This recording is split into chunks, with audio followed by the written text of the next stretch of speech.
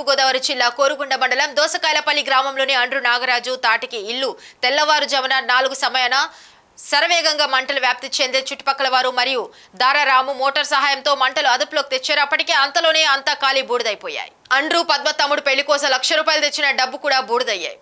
ఇంట్లో పిల్లలు, Aadhaar cards, books మొత్తం ఖాళీ బూడిదయ్యాయి. మేము మాత్రం కుటుంబ సభ్యులు ప్రాణాలతో మిగిలామని ఆవేదన వ్యక్తం చేశారు. దయచేసి మా యందు దయ ఉంచి ఆర్థిక సహాయం చేయమని అండ్రు నాగరాజు, అండ్రు పద్మ కుటుంబ సభ్యులు కోరుతున్నారు.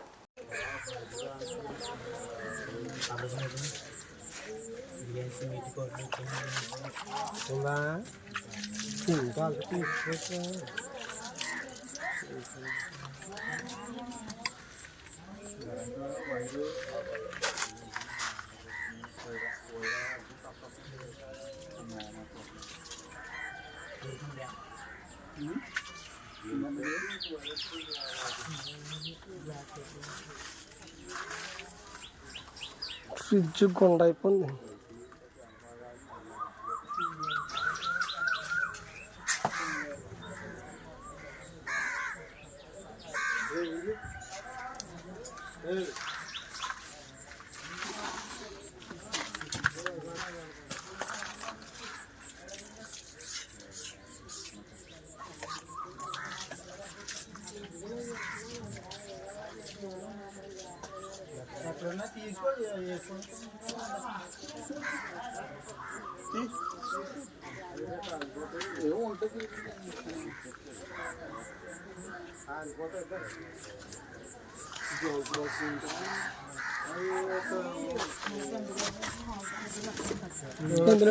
తీసి బయటది ఎలా బయట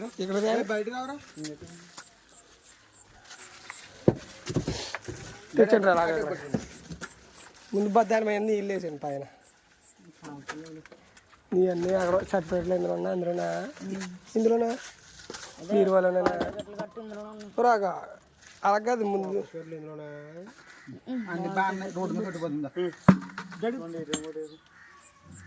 అది పుల్ట్ ఉంటుంది పదిరా సీటుది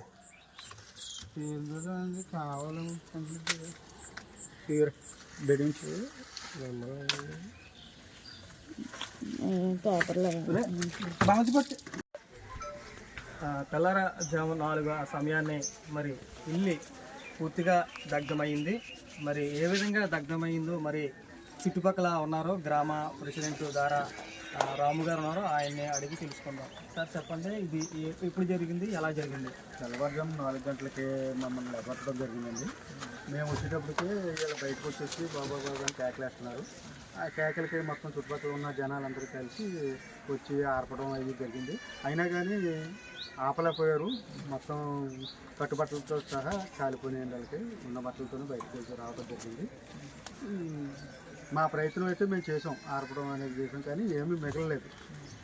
కుటుంబ సభ్యుల్ని ఆదుకోవాల్సిందిగా ప్రభుత్వాన్ని, అది దానికి సంబంధిత అధికారులని మా గ్రామం తరఫున మేము కోర్టు దృష్టికి తీసుకెళ్లారండి.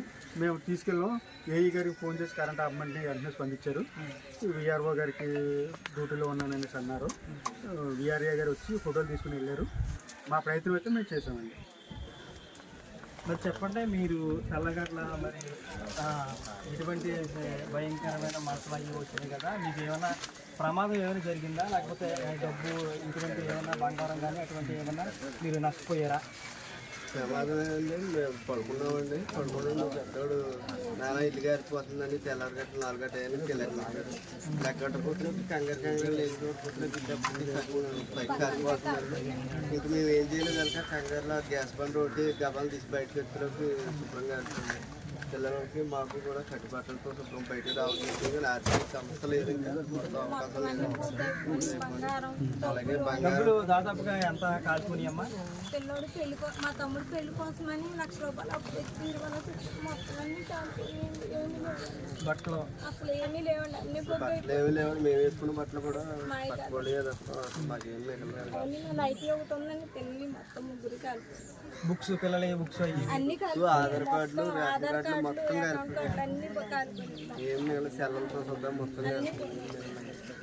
మరి సంబంధిత అధికారులు కూడా ఈ యొక్క బాధితుల్ని ఆదుకోవాలని మరి వీరు గ్రామ ప్రెసిడెంట్ చుట్టుపక్కల వారందరూ కూడా కోరుకుంటున్నారు. మరి ప్రభుత్వం వారు వీరిని ఆదుకోవాలని మరి కోరుకుందాం.